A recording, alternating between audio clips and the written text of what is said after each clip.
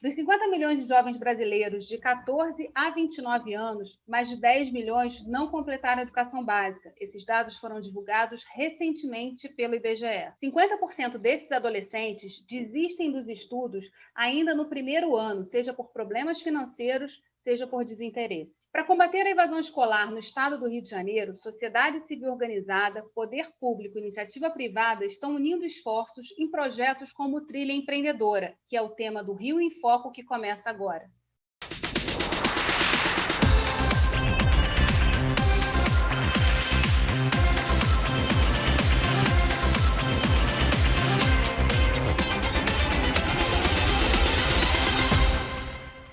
No Rio em Foco de hoje, eu converso com a presidente da ONG Junior Achievement, RJ Graziela Castilho. O projeto Trilha Empreendedora nasceu em 2017 e tem como um dos principais parceiros o Instituto Brasileiro de Petróleo, Gás e Biocombustíveis, o IBP. Na entrevista a seguir, o gerente de sustentabilidade, Carlos Victal, fala sobre o impacto desse projeto nas empresas que apoiam a iniciativa. Todo ano a gente faz o engajamento dessas empresas, convida essas empresas a participarem da iniciativa. Né? Todas as empresas que começaram no projeto estão até hoje e novas entraram. Depois desse engajamento, nós fazemos todo o trabalho de interlocução com a Junior Achievement, que faz o trabalho de interlocução com a Secretaria de Educação do Estado do Rio de Janeiro.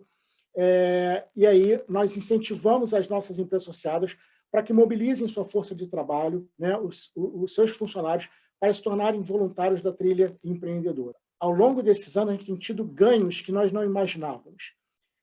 São profissionais de empresas concorrentes que se encontram numa mentoria. O aumento do número de mulheres mentoras participando. Isso eu digo para você que não é uma surpresa, porque o movimento de diversidade no setor petróleo e gás já vem de alguns anos, então isso é um reflexo. Né? Mas é um ponto positivo que temos que ressaltar. E, por último, nessa pandemia, né, a gente não pode falar de benefício, obviamente que não, mas o projeto, por ter se tornado online, né, com as mentorias virtuais, permitiu com que profissionais de empresas brasileiros que estão no exterior, na Noruega, em Portugal, participassem das mentorias.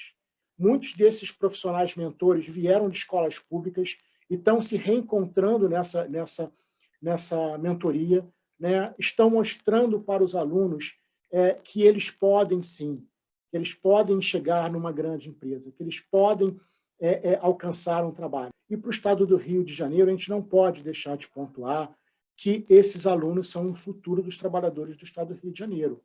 A indústria de petróleo e gás precisa deles. Mostrar para eles a quantidade de profissões que existem, que eles podem trabalhar, desde da área de engenharia, área de geologia, área de saúde, segurança e meio ambiente, área de hotelaria, área de segurança alimentar. Tudo isso são profissões demandadas pela indústria de petróleo e gás. E o surgimento do segmento de descomissionamento de plataformas vai crescer muito no estado do Rio de Janeiro. E esses alunos precisam estar preparados para isso. E é esse recado que os nossos voluntários estão levando para eles. A participação dos voluntários é como na fábula do nosso querido Betinho, né? Que esses voluntários são como beija-flor, que estão apagando o incêndio da evasão escolar na floresta da educação. Nós precisamos de mais beija-flores, que eles venham mais. Graziela, como é que está estruturado o projeto Trilha Empreendedora e quais são os programas que ele oferece? A gente conseguiu fazer com que, numa parceria muito bem construída com a Secretaria Estadual de Educação, a Trilha fizesse parte da grade curricular das escolas de ensino médio. Então, esse é o grande ganho, porque a Junior Achievement é uma instituição centenária, a gente está em mais de 120 países no mundo, no Brasil, em absolutamente todos os estados, mas a grande maioria das vezes, os nossos programas de educação chegam aos alunos em idade escolar em contraturno. Tá? O grande ganho e a grande diferença que a gente ganhou com a Trilha é porque agora a gente faz parte da grade, ou seja, então a gente não está mais dentro do contraturno, estamos como uma eletiva, né? O que traz um ganho enorme para nós e para os jovens que recebem os nossos programas. Outro ganho muito importante da Trilha é que, quando a gente passou a fazer parte da grade curricular, a gente passou a ter o educador também capacitado por nós. Porque os nossos programas, eles têm a gente chama de uma metodologia de aprender fazendo. Então, o nosso grande diferencial é, além da nossa propriedade intelectual que a gente tem de conteúdo, a gente leva voluntários capacitados por nós para dentro da sala de aula para que a gente faça essa mentoria de uma forma extremamente rica. Então, a gente continua com a trilha fazendo a mentoria, ou seja, quando a gente começou em 2017, isso só foi possível porque, através do IBP, a gente conseguiu o apoio monetário de 18 empresas, e o mais interessante, né? 18 empresas do mesmo segmento concorrente, mas todas de braços dados pela educação. Então, assim, foi um ganha-ganho incrível esse. E foi através da movimentação que, de fato, o IBP fez junto conosco para conseguir trazer essas empresas. Então, além de capacitar o educador, a gente capacitou o colaborador dessas 18 empresas para serem nossos voluntários dentro de sala de aula, né? Então, a trilha é hoje, para nós, o nosso grande foco. A gente conseguiu já escalar ela. Nosso projeto piloto em 2017 começou com 24 escolas e agora, já desde 2020, a gente já faz parte de 80 escolas, ou seja, a gente entrega a trilha empreendedora em 80 escolas.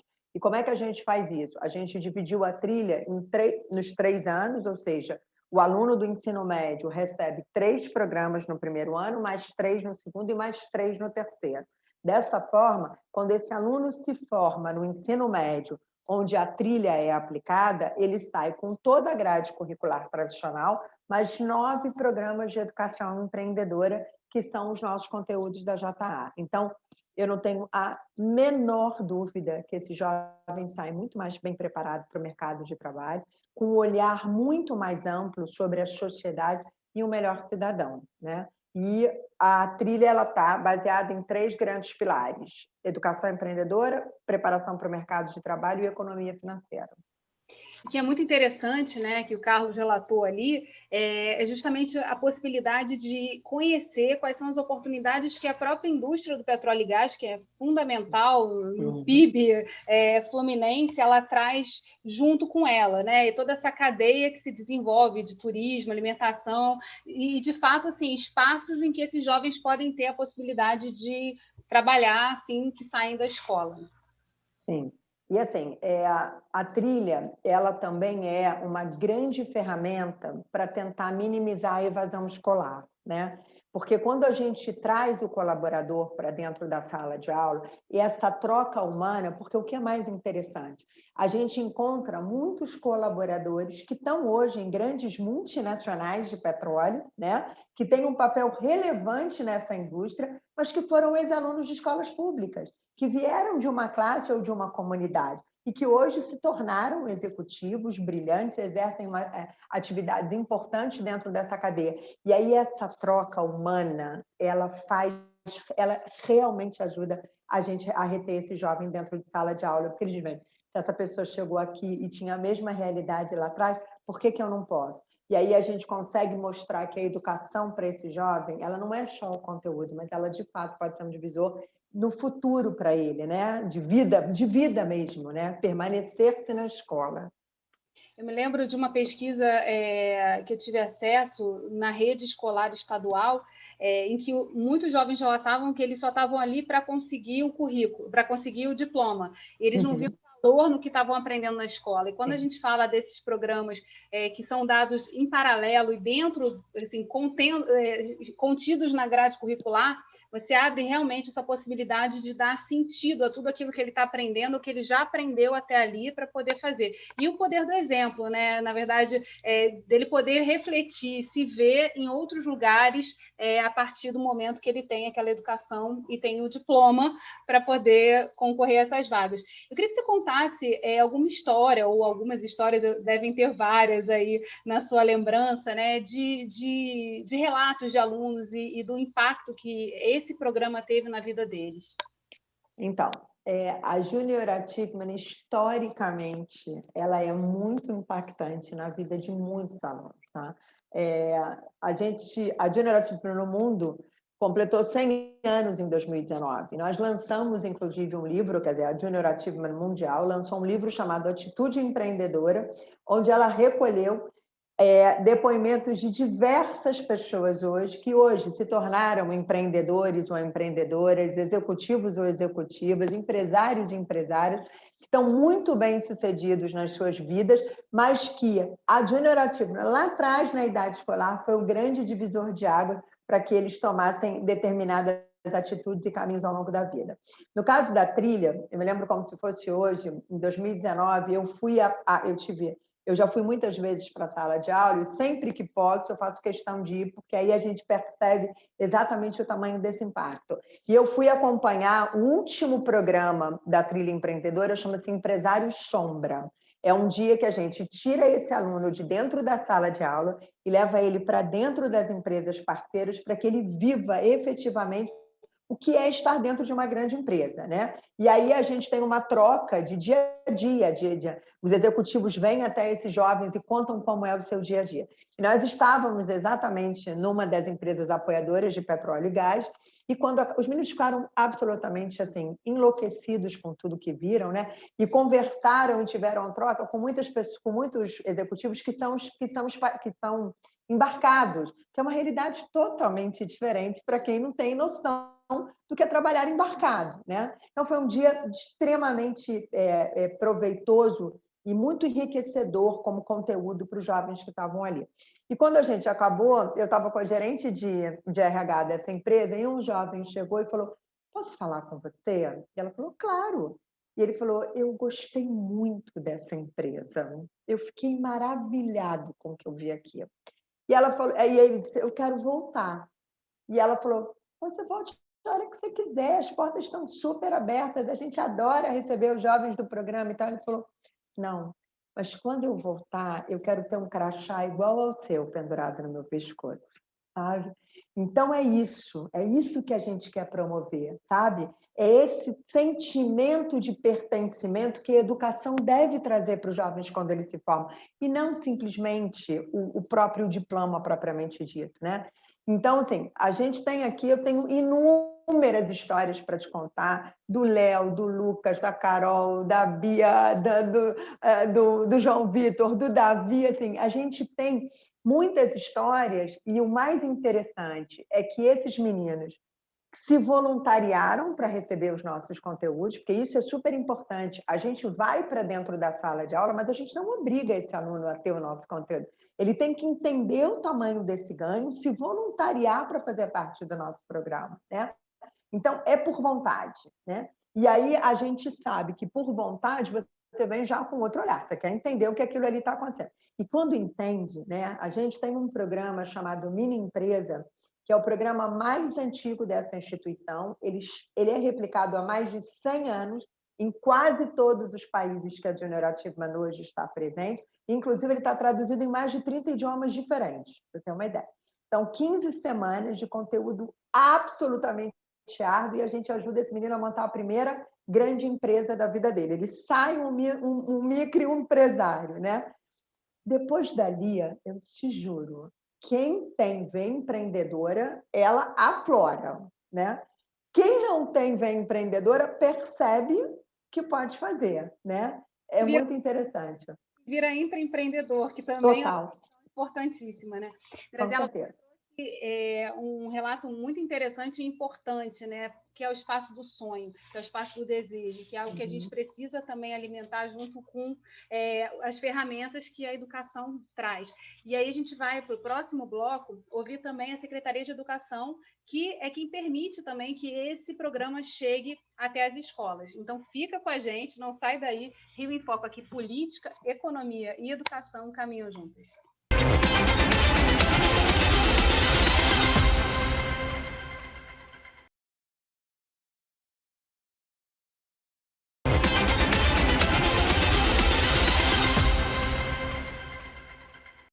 A Secretaria Estadual de Educação apoia o projeto Trilha Empreendedora, alinhando as disciplinas ofertadas nesse programa à Base Nacional Comum Curricular. A Secretaria de Educação vem tentando desenvolver um currículo mais diversificado para os nossos alunos. Então, com isso, a gente faz uma ampliação da jornada educacional desse aluno, colocando outros componentes curriculares que fazem uma articulação, uma integração com o componente da Base Nacional Comum Curricular. O projeto Trilha Empreendedora, ele entra como um parceiro, porque ele desenvolve um componente que auxilia tanto o aluno quanto os professores. A gente já começou o processo de formação dos professores, então os professores estão sendo formados, já estão recebendo os materiais, porque o parceiro nos disponibiliza um material tanto digital, agora pensando no ensino remoto, mas também nos dá um material físico. Atualmente, a gente tem o link patrocinado, os alunos entram, têm acesso ao conteúdo da secretaria pelo Aplix. Então, esse ano foi um divisor de águas, né? Porque a gente conseguiu aprender com a pandemia e, com ela, também propor estratégias. Todo o conteúdo que vai ser ministrado ao longo desse ano, ele foi colocado na plataforma, com o auxílio dos professores. Os professores da rede gravaram videoaulas, podcasts, enfim, a gente tem todo o material desenvolvido também para esse aluno que não tem acesso. Então, a gente coloca que o aluno que não tem acesso, ele recebe um material impresso, ele vai na unidade escolar, ele recebe esse mesmo material que o aluno que tem acesso faz e participa, enfim. E aí esse aluno ele pega o material impresso, ele desenvolve as atividades e entrega na unidade escolar. Graziela, uma das questões que a Base Nacional Comum Curricular trouxe foi justamente essa integração, né, entre a educação e o movimento todo do mundo do trabalho, que antigamente andavam... E também a integração das próprias disciplinas, né, podendo uma complementar a outra. De que maneira trabalhar o empreendedorismo nesse momento ajuda também a fazer essas conexões entre as disciplinas que ajudam a formar, então, essa Base Nacional Comum Curricular? Então, eu acho que é absolutamente fundamental, porque o que a gente busca com a educação empreendedora que a gente aplica na Junior Achievement, através da Junior Achievement, é não que esse jovem consiga ter a mente aberta para, de fato, empreender, né? Mas o que a gente espera é ajudar esse jovem a ter atitude empreendedora. E é exatamente isso. Se ele for um intraempreendedor, se ele virar um executivo, ótimo, ele vai ter atitude, vai começar a pensar de forma empreendedora, né? Mesmo no dia a dia dele sendo um colaborador. Ou se, de fato, ele for abrir algo e realmente passar a empreender, que noções ele vai ter que ter para que isso seja mais fácil e menos doloroso, porque a gente sabe a dor que é empreender nesse país, né? Infelizmente. Mas a gente dá base para isso. Então, eu acho que o que a gente promove, e é o nosso grande propósito e desejo, que é que esse jovem saia com atitude empreendedora, né? Essa conexão entre disciplinas é fundamental, né? E a gente traz complementos que, infelizmente, hoje a gente ainda não tem no Brasil, que é, por exemplo, a economia financeira, né? Assim, pessoal, a gente precisa saber disso. A gente precisa estar mais bem preparado para o mercado de trabalho. E, infelizmente, esses conteúdos ainda não fazem parte da grade curricular tradicional. E aí é onde a gente entra para complementar e para costurar definitivamente essas disciplinas como um todo. Vocês são um caso também de sucesso porque já estão conseguindo escalar. A gente sabe a dificuldade de um projeto que começa pequeno em algumas unidades conseguir alcançar outros espaços. Mas a gente também tem a oportunidade trazida pela própria pandemia que obrigou muitos conteúdos a passarem para o meio digital, a poderem chegar a mais pessoas. Está no planejamento de vocês, ou vocês, nesse momento de pandemia, que foi o ano passado inteiro, basicamente, conseguiram estabelecer novos parâmetros para pensar em chegar a mais escolas, continuar nesse processo, pouco a pouco, chegando a mais unidades escolares aqui do Estado? Então, o time da JA já deve saber até a resposta, porque eles falam isso o tempo inteiro. Na verdade, assim, a trilha empreendedora ela virou quase que o meu projeto de vida, né? Assim, eu gostaria de ver um dia as 1.223 escolas do estado do Rio de Janeiro recebendo a trilha empreendedora. Dá para fazer? Claro que dá. Como é que se faz? Juntando sociedade organizada, empresas privadas e governo, e nós como ela. Não há outra forma, tá? Agora, como é que a gente fez isso e onde é que foi o nosso grande ganho, né? Assim, como toda a pandemia, ela traz muitos ensinamentos, né? Nós éramos, até 2019, uma ONG 100% presencial. Nós estávamos dentro de sala de aula, atendendo alunos da mesma turma e levando os nossos voluntários de forma presencial. O que foi o nosso grande ganho em escala e que vai facilitar que esse conteúdo chegue a muito mais gente. Hoje, nós somos uma organização 100% preparada para atender demandas 100% presencial, 100% online ou de forma híbrida.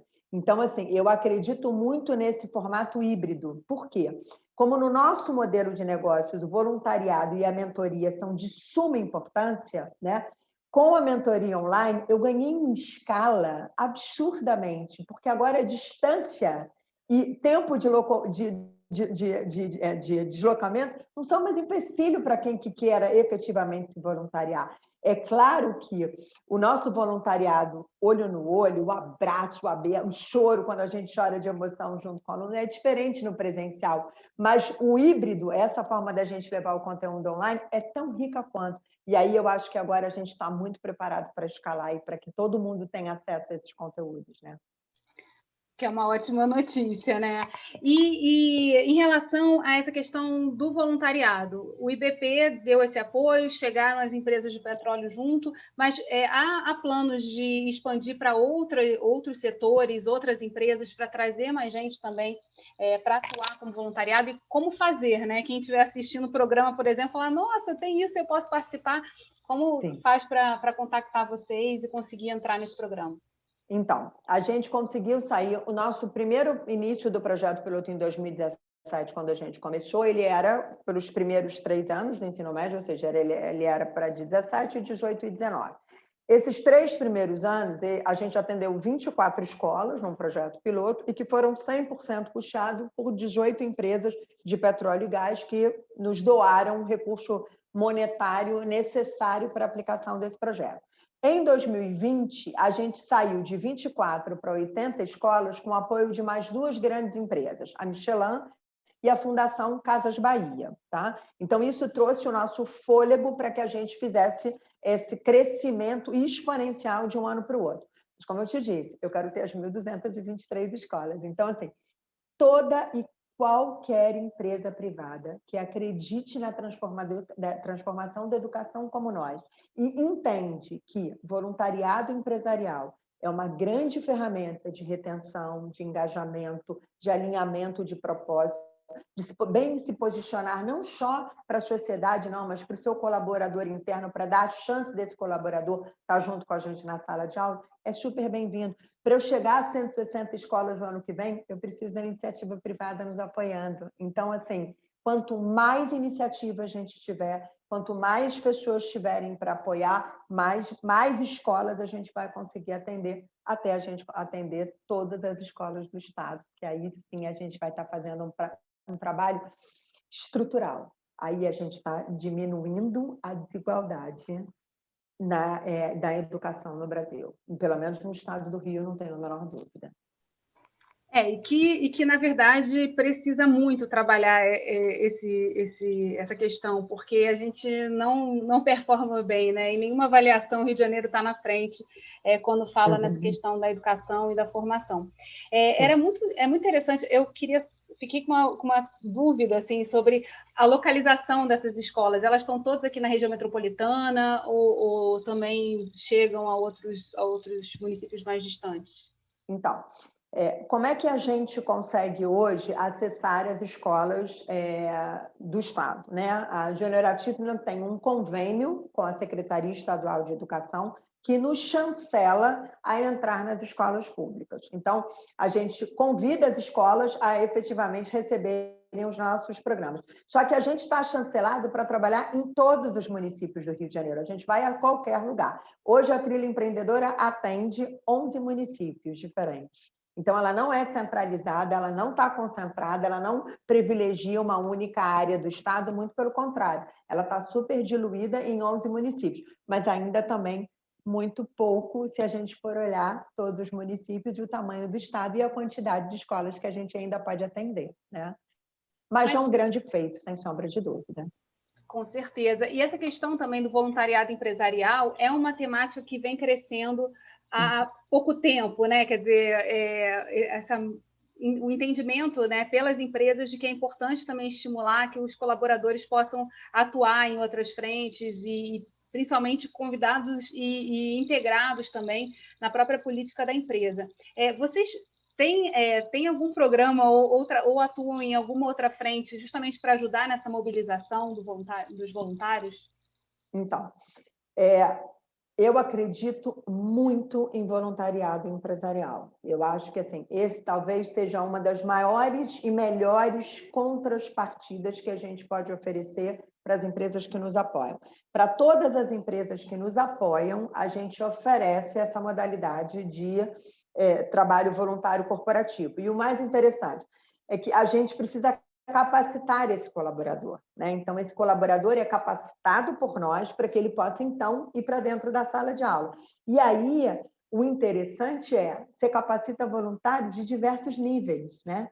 Então, é capaz de a gente levar para dentro da sala de aula um VP ou alguém que está na área de produção. Pouco importa se essa pessoa, de fato, estiver disposta, naquele momento, a doar o conhecimento que tem e o tempo que tem, né? Então, por isso que eu acho que é tão importante as empresas entenderem o tamanho da força do voluntariado empresarial, porque ele une, ele engaja, ele cria oportunidades que talvez a empresa sozinha não consiga, ele desenvolve uma série de habilidades, a empatia está no top 1 de todas elas, né? E é muito interessante, às vezes a gente até vê pessoas que trabalham dentro da mesma área durante anos e não sabem gostos em comuns ou afinidades. E quando você leva essa pessoa para a sala de aula como voluntária, as pessoas se descobrem que tem uma série de afinidades e no dia a dia elas não sabiam, né? E aí o voluntariado hoje online, ele proporcionou uma coisa muito interessante em 2020, que foi o quê? A gente trouxe para dentro do mesmo programa colaboradores da mesma empresa que estão em estados, plantas, escritórios diferentes e que nem se conheciam, né? Trabalham para a mesma corporação, mas não sabem quem são. E, através do voluntariado, passaram a se conhecer. Então, ainda tem esse ganho dessa junção de pessoas, né, em prol do bem pela educação. Sem dúvida, é extremamente grandioso. Os próximos passos a gente vai falar no próximo bloco, então não sai daí. Rio em Foco aqui, política e economia caminham juntos.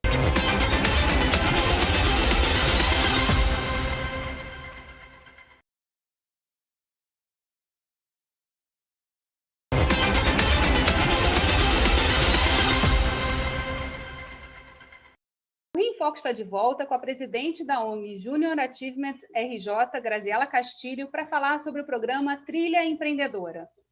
Graziela, 2021, as pessoas tinham muita esperança de que a gente estaria falando de um pós-pandemia ou com a vacina, a massa poderia voltar às suas atividades normais, mas a gente está aí no meio de uma onda bastante séria aqui no estado do Rio de Janeiro.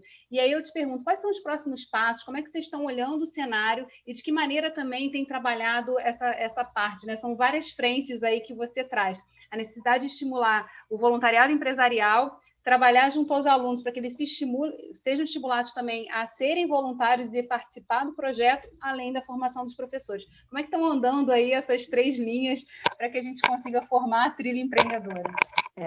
Você sabe que dessa triangulação, né, que você comentou, do voluntariado, a capacitação do educador e, de fato, ter o aluno, né? Voluntariado, a gente não teve problema algum, muito pelo contrário, né? Porque como a gente diminuiu o deslocamento e a distância, várias pessoas, e aí também, obviamente, essa momento de pandemia acaba trazendo uma solidariedade mais aflorada na população. Então, voluntariado, com certeza a gente não teve problema nenhum, foi maravilhoso. Capacitação do educador. Hoje, os educadores que estão na trilha empreendedora já entenderam o quanto benéfico é a gente estar junto com eles. Então, a gente acabou semana passada, eu participei, eu abri, fiquei muito emocionada num Zoom para capacitar 100 educadores ao mesmo tempo. Ou seja, essa questão do digital também facilitou muito isso, né? Então, foi muito interessante. A Seduc estava com a gente e foi lindo de ver a gente num Zoom com 100 educadores, porque só cabiam 100 e a gente teve que fazer uma outra captação para acabar com os outros, para complementar o resto do grupo. Então, agora, a gente ainda tem um problema muito sério, que é a inclusão digital, né? Não é só no Estado, mas é no país, né? Então, a inclusão digital é que é o grande problema hoje nesse formato ainda de estudo à distância. Porque os jovens que estão principalmente no ensino médio, e eu falo isso com muita propriedade, porque eu tenho 3 filhos em idade escolar e 2 no ensino médio, quer dizer, uma acabou de entrar agora para a faculdade, mas eu tenho uma terceira no ensino médio, é que esses meninos, eles têm um telefone na mão, eles fazem tudo online, mas é diferente assistir aula, é diferente a concentração. Você assistir aula com aquelas carinhas todas fechadinhas é muito difícil, não só para o educador, mas como para os alunos. E aí, o que acontece com os meninos da escola pública, né? Você não só tirou a conectividade deles, mas você tirou o social. A escola é um ambiente social. É onde eles namoram, onde eles se relacionam, onde eles criam, onde eles fazem bullying, onde eles são vistos. É onde tudo acontece no ambiente escolar. Então, a pandemia, ela não é só o acesso ao conteúdo, né, matéria, o conteúdo escolar, não. É muito maior do que isso. Por isso que a gente está tão preocupado desse retornar às aulas o quanto antes, porque se já havia uma evasão escolar gigantesca estando presencial, e aí o que acontece? Com a economia do jeito que está, os meninos em idade escolar, eles realmente são força de trabalho para uma família que está muito necessitada. Então, por mais até que você tenha pais e mães de comunidade que entendam a importância da escola, está passando fome.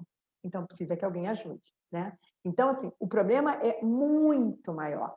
E aí eu vou contar uma rápida história para você. No meio da pandemia, em 2020, a gente tem um menino muito próximo da gente, e uma hora eu peguei o telefone e falei, você está estudando? Ele falou, não estou estudando nada. Eu falei, por quê? Você não tem um telefone? Você não tem um... O que está te faltando para estudar? Ele falou, Grazi, meu pai é funcionário de uma grande empresa na área de logística, dentro da comunidade. Ele tem um celular top de linha, não sei o que e tal, acesso à internet e tal. Eu falei, mas por que você não pode usar esse celular em algum momento do dia, né? Porque as aulas estão gravadas. Ele fala, não, porque a gente está do ladinho aqui do presídio e quando ele chega em casa, o tráfico corta o sinal. Então, a gente tem isso. A gente tem até alguém que tem numa comunidade um telefone bom, que funciona com uma boa internet, mas o tráfico corta o sinal. Então, o problema é muito estrutural, né? Muito estrutural. Então, por isso que a sociedade civil tem que ajudar. Não tem jeito. E tem, assim, a gente está na TV Alerj, então eu acho que sempre surge essa pergunta em todos os programas aqui em Foco, que é exatamente o que pode ser feito em termos de legislação, se na sua opinião, tem algo que o legislativo também possa atuar para reforçar, reiterar e principalmente impulsionar atividades como essa se espalhando, né, pela rede e conseguindo atingir as 1.228 escolas. Então, uma coisa que me dói muito falando sobre lei, tá? O Brasil tem muitas leis de incentivo para a cultura e para o futebol, para o esporte, mas não tem para a educação. A gente precisa ter incentivo fiscal para a educação, né? Porque só a cultura se tiver educação, só a esporte se tiver, né? Tudo começa na educação. E, infelizmente, a gente não tem boas leis de incentivo para a educação. Então, assim, se eu tivesse que fazer um apelo ao legislativo, né? Era pedir para que a gente mudasse essa condição e que a gente tivesse excelentes incentivos fiscais para quem quisesse apoiar a educação, para que daqui a algumas décadas a gente consiga, né, colher o fruto que a gente vai plantar hoje.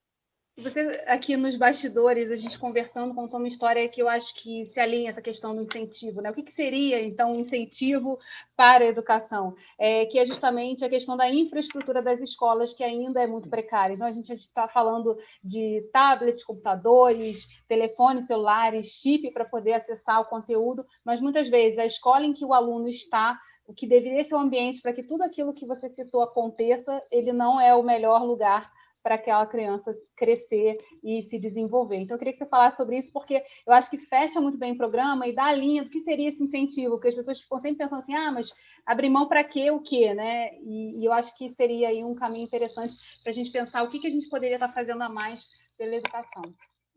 Então, assim, hoje, estando à frente de uma organização de educação e lidando com muitos casos, né, e tendo um olhar muito focado para essa questão, eu não acredito que a gente consiga minimizar a desigualdade no Brasil se a gente efetivamente não unir todas as pontas, mas unir de forma, assim, elos muito fechados e que vão andar juntos por muito tempo. Esses elos são, obviamente, as organizações não governamentais que podem fazer essa coisa acontecer, podem unir, podem ser o veículo de união dessas pontes, a sociedade civil organizada, as empresas privadas e o governo.